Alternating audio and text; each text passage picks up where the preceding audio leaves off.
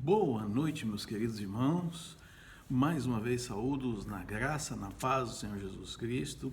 Alegres, irmãos, porque nós podemos dar continuidade ao projeto que Deus colocou no nosso coração de estarmos à frente da sua obra, pregando, anunciando o Evangelho do Senhor Jesus Cristo, levando a palavra de Deus. Falando do Evangelho, gostaria nesta noite estarmos falando um pouquinho sobre um outro evangelho.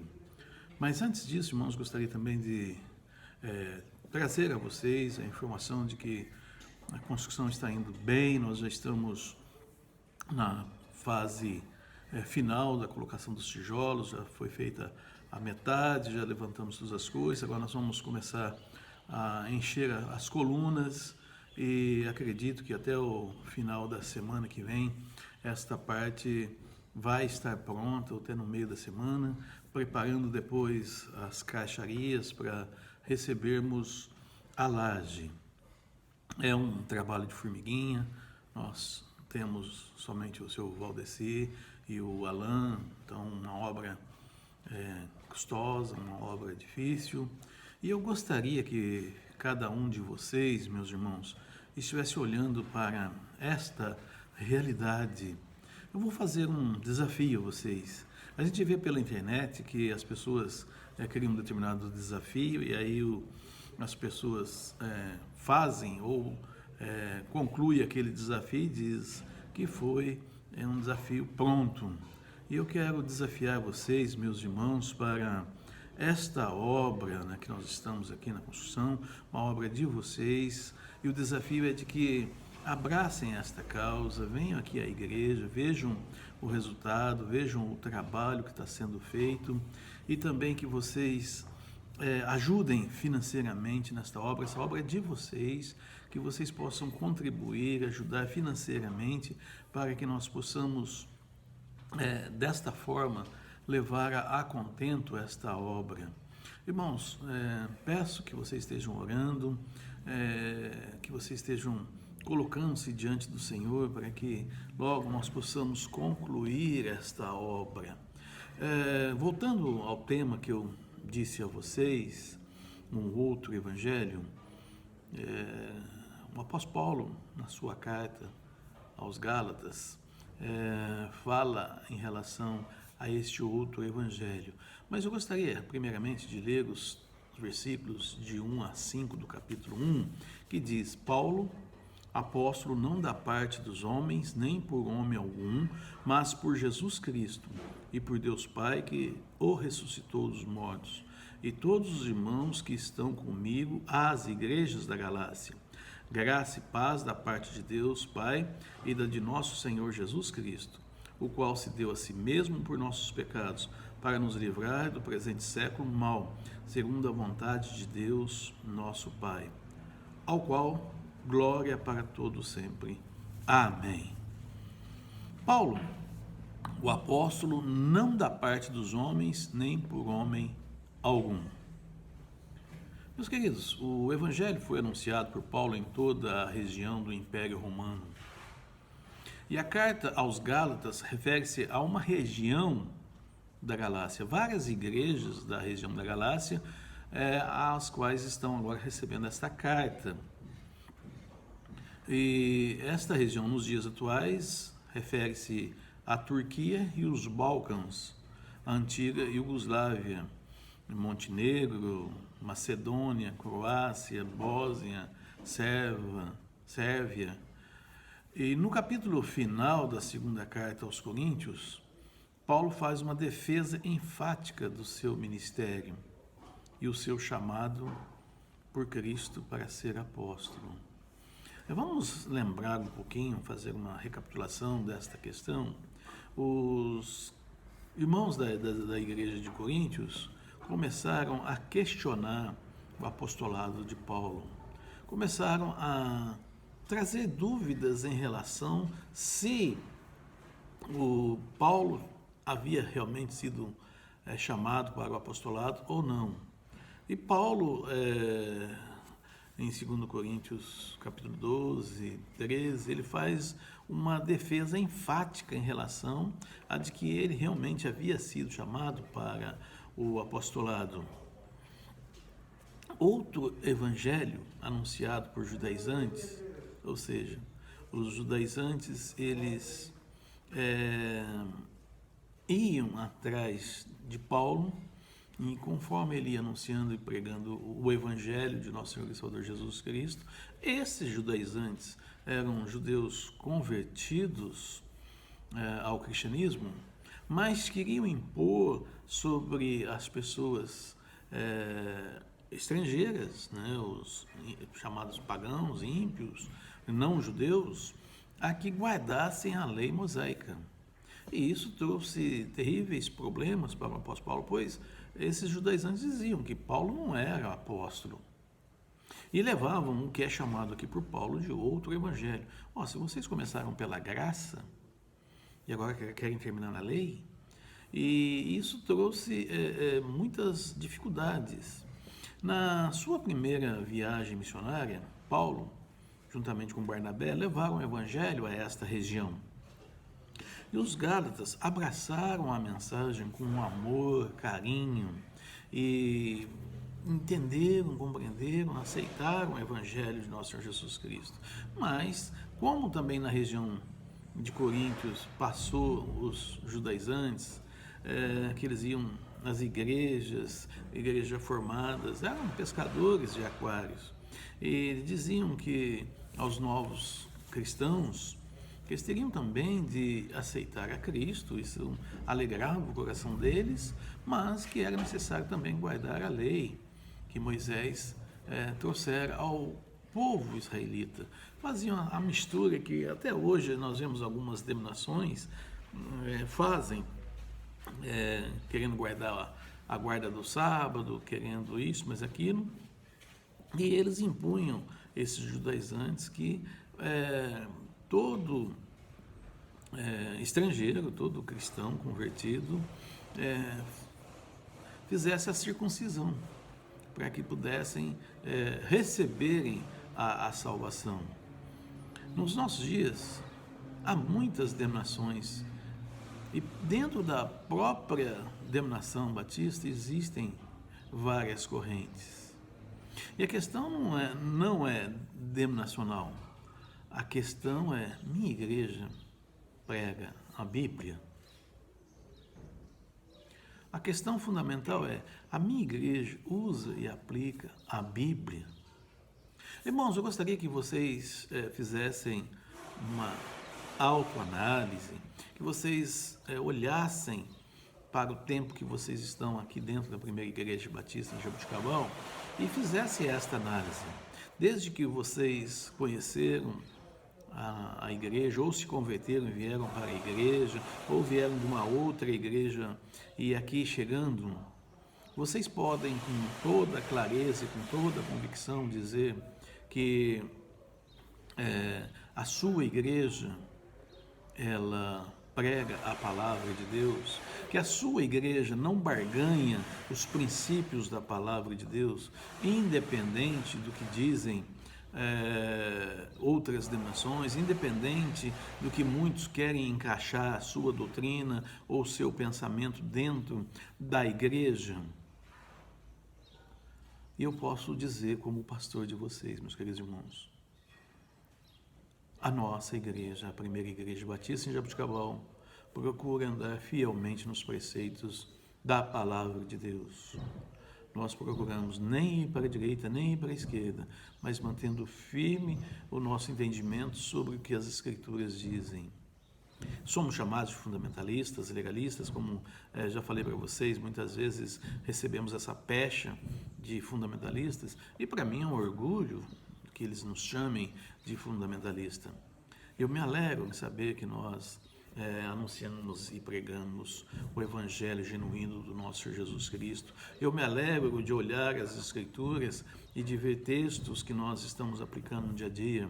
Eu me alegro em saber que nós somos provavelmente alguns poucos remanescentes que aguardam com alegria a volta do Senhor Jesus Cristo. Porque muitas igrejas chamadas evangélicas nem anunciam que Jesus vai vir. Muitas igrejas chamadas evangélicas pregam e anunciam o evangelho da prosperidade, de que você deve buscar as coisas aqui na terra, que você deve ficar rico, que você isso e aquilo, e criar raízes aqui na terra. Não, meus irmãos, nós vivemos aqui na terra, nós andamos aqui na terra. Eu anuncio a vocês que nós devemos caminhar buscando sempre nos preparar, crescermos materialmente, financeiramente, mas se os nossos pés estão na terra, a nossa cabeça está no céu, sempre buscando a vontade do Senhor Jesus Cristo para nós. Meus queridos irmãos, continuando ainda e vendo o que Paulo traz a nós e as orientações, ele sabia das variações que há dentro de uma igreja para outra. Nós somos humanos e cada um de nós temos os nossos gostos, temos as nossas vontades, mas o fundamento da nossa fé, que é Jesus Cristo, este não pode ser mudado. E Paulo, falando em relação aos coríntios, e os quais davam ênfase aos dons de línguas, e outras igrejas davam ênfase, por exemplo, em Antioquia, à palavra do Senhor, à evangelização, missões, e assim por diante, uns buscando o crescimento espiritual através dos dons espirituais, outros buscando os dons espirituais através do entendimento e da sabedoria, em conhecer mais da palavra de Deus. E Paulo faz uma orientação clara a respeito disso, tanto para a igreja de Corinto, como, por exemplo, para a igreja de Filipos, que ele se alegra em ver que é uma igreja firme, convicta, doutrinariamente correta. Então, nós entendemos e vemos que buscar ter variações não é o problema. O problema é quando quer mudar o fundamento que é Cristo. Mas o que se percebe é que as igrejas buscam o ensino da palavra de Deus, são mais firmes. Isso é fato. Se você tem conhecimento da palavra de Deus, se você busca seguir os preceitos da palavra de Deus, se você dentro da igreja tem a escola bíblica dominical, e mais uma vez, meus irmãos, eu quero aqui enfatizar repetidas vezes, orientando vocês a seguir a escola bíblica dominical. É na escola bíblica dominical que nós aprendemos muito da palavra de Deus. Eu tenho certeza de que você que está me ouvindo vai dizer: toda a minha base doutrinária, toda a minha firmeza, a minha convicção espiritual está na escola bíblica dominical, porque foi lá que eu, sentado nos bancos da igreja, ouvindo os professores que se preparam, que se dedicam para trazer uma boa palavra, uma boa instrução, faz com que a igreja tenha firme fundamento. Então, as igrejas que buscam o ensino da palavra de Deus são as igrejas mais firmes. Nós vemos por aí muitos ventos de doutrinas, nós vemos muitas coisas acontecendo nesses dias, e quantas igrejas deixam o evangelho genuíno e abraçam um outro evangelho? Quantas igrejas vão atrás do oba-oba? E já temos aqui na nossa vivência quantos casos que ocorreram. G12, você já ouviu falar do G12? Você já ouviu falar de dente de ouro, disso, daquilo? Tantos modismos surgiram, outros evangelhos foram colocados em cima de um fundamento firme que era Jesus Cristo. Mas as igrejas que têm o seu firme fundamento não se abalaram com essas doutrinas. É bem verdade que até dividiram, é bem verdade que esses movimentos tiraram muitos cristãos de dentro das igrejas, que esses movimentos inclusive levaram templos, levaram prédios para si, tirando da denominação batista, mas isso não impediu de que o evangelho continuasse a ser pregado. O fundamento é Cristo. E nós firmados nesse fundamento, eu vejo aqui na obra, irmãos, nós fizemos 40 brocas, 27 brocas de 4 metros e 13 brocas de 3 metros. Você sabe o que é isso? Né? E em cima deste fundamento está se levantando as paredes e as colunas. Então, vocês podem ver que para termos a firmeza doutrinária, nós precisamos ter Cristo como fundamento. Se Cristo não for esse fundamento, se Cristo não for essa base, se Cristo não for esse alicerce, com certeza nós vamos sucumbir. E louvado seja Deus que a primeira igreja batista em Jaboticabal, passando o tempo que for, nós continuaremos firmes, porque o fundamento é Cristo. Eu sempre digo também que eu louvo a Deus por essa igreja, porque ela ficou 2 anos sem pastor antes da minha chegada, e ela manteve-se firme no fundamento que é Cristo. Louvo a Deus pela liderança dessa igreja que não se abala com as coisas que vêm, não se abala com as falsas doutrinas que vêm e mantém sempre firme este alicerce. Podemos divergir de uma coisinha ou de outra, que são coisas pequenas, mas o fundamento sempre é Cristo. Os Gálatas deixaram-se levar pelo falso evangelho. Ou seguem a Cristo, ou seguem uma religião. Você percebe que para você distinguir se a pessoa segue uma religião ou se ela segue a Cristo, basta você perguntar qual é o fundamento. Quem tem Cristo como fundamento, ele vai dizer, olha, eu creio e estou firme em Cristo. Se porventura a denominação batista amanhã sair dos preceitos do fundamento que é Cristo, nós vamos continuar mantendo o fundamento que é Cristo. Podemos até mudar o nome batista, mas o fundamento será Cristo. Agora, as denominações que têm elas próprias, ou seus líderes, ou seus fundadores como o fundamento, eles lutam e brigam pelos seus fundadores, eles lutam e brigam pela sua religião, não por Cristo. E foi o que aconteceu com os Gálatas. Eles tinham recebido o Evangelho do nosso Senhor Jesus Cristo, eles haviam conhecido o Evangelho genuíno e puro, pela fé, e agora eles estavam indo por uma outra situação, indo por um outro Evangelho. E Paulo chama a atenção deles. Se obedecer à lei mosaica e ter na lei mosaica como parte da salvação, então por que Deus enviou o seu Filho unigênito para vir a este mundo, nascer de mulher, se tornar humano, sofrer na cruz, morrer na cruz e ao terceiro dia ressuscitar? Paulo questiona os Gálatas e os chama de insensatos. Não tem como, pela fé, crer na salvação em e por Cristo e depois colocar a obediência e observância na lei. Porque se a lei fosse o fundamento, não havia necessidade de Cristo ter vindo. Se a lei pode trazer a salvação à humanidade, por que de Cristo, o próprio Deus, se fazer homem? Não tem fundamento.